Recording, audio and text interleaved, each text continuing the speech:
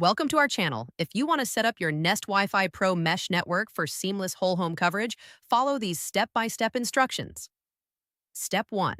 Unbox your Nest Wi-Fi Pro devices and place the main router unit near your internet modem. Connect the router to your modem using the included Ethernet cable. Step 2.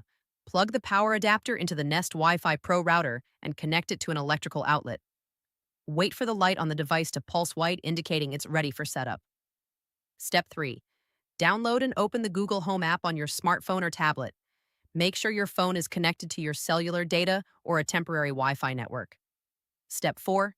In the Google Home app, tap the plus sign icon to add a new device. Then select Set Up Device and choose New Device from the options.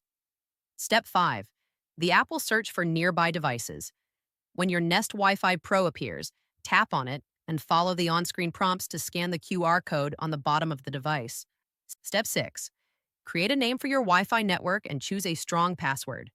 The app will configure your router with these settings and establish your primary network.